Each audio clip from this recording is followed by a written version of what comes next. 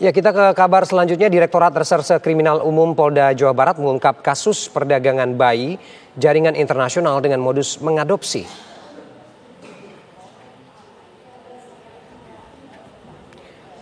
Pengungkapan bermula dari laporan masyarakat terkait aktivitas mencurigakan di sebuah rumah penampungan bayi di kawasan Bandung Timur yang ternyata digunakan sebagai tempat transit sebelum bayi dijual ke luar negeri.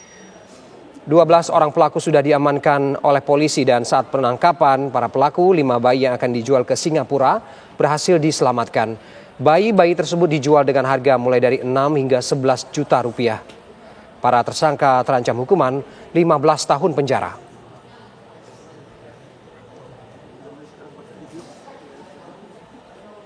Ya ini ada. Jadi dari beberapa tersangka ini kan ada penampungnya ya. Dan untuk mengetahui seperti apa modus sindikat internasional penjualan bayi yang berhasil diungkap oleh Polda Jawa Barat, sudah bergabung bersama kami Wadir Krimum Polda Jawa Barat AKBP Azhari Kurniawan. Selamat siang Pak Azhari. Pak Azhari, bagaimana kemudian awal mula pengungkapan kasus ini, Pak? Selamat siang.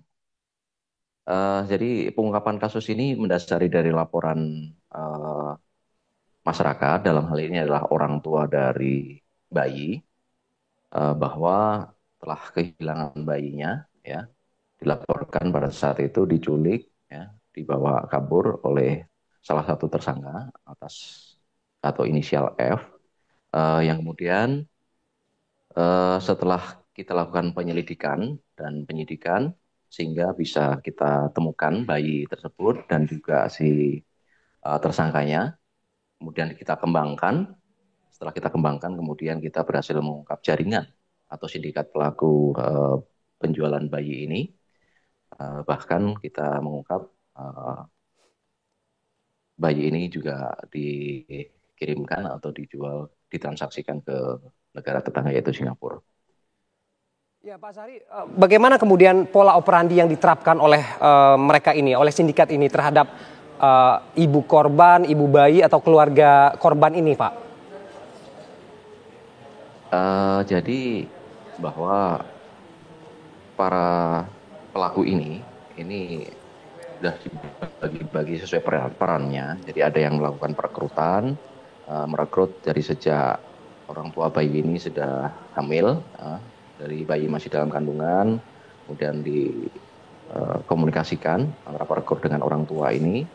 Setelah itu juga ada peran pelaku sebagai penampung atau pengasuh, ya, bertugas memelihara si bayi-bayi ini sampai dengan usia 4 bulan.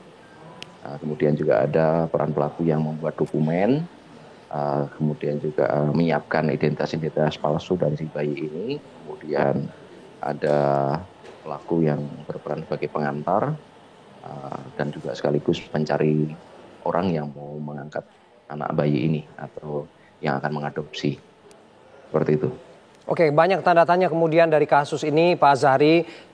Sejak kapan praktik ini berlangsung dan apakah kemudian juga ada keterlibatan tenaga kesehatan di situ dan bagaimana juga proses transaksinya, apakah menggunakan transaksi langsung atau melewati daring? Apa yang bisa dijelaskan soal ini, Pak Azhari? Kelompok ini melakukan aksinya sejak tahun 2023 sampai dengan sekarang setelah kita ungkap.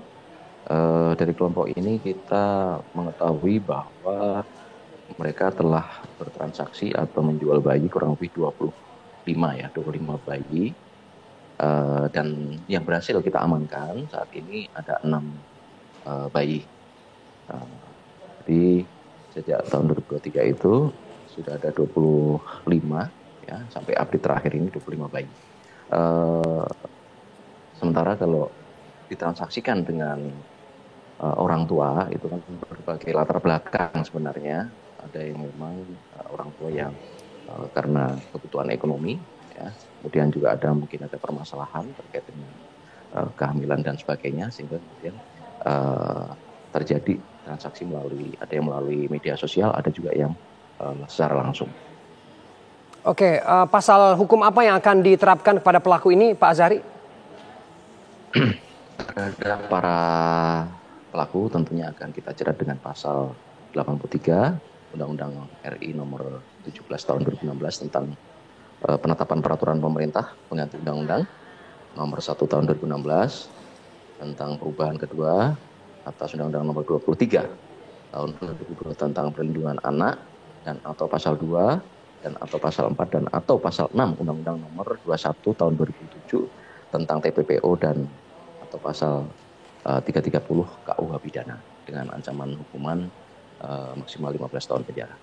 Oke, Pak Azhari, saya ingin memastikan lagi bayi-bayi ini apakah kemudian di booking dulu begitu pada saat ibunya hamil atau memang sudah dilahirkan baru kemudian terjadi transaksi perdagangan bayi ini atau bagaimana?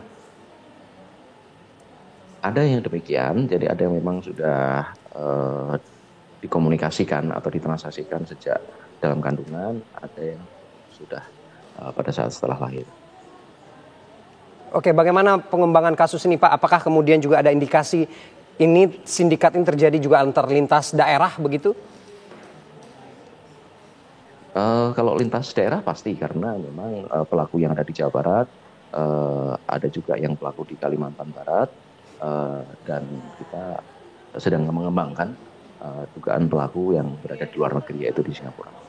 Oke, modusnya pelaku ini juga ada yang terindikasi penculikan, Pak, atau memang sudah ada transaksi yang disepakati antara korban dan juga pelaku?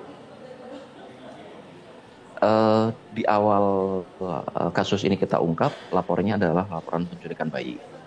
Jadi pelapor, orang tua korban ini memang sebelumnya terjadi komunikasi bahwa akan menyerahkan bayi itu untuk diadopsi demikian. Namun pada saat setelah persalinan bayi ini dibawa begitu saja oleh si tersangka, oleh salah satu tersangka ini sebelum dilakukan pembayaran. Demikian.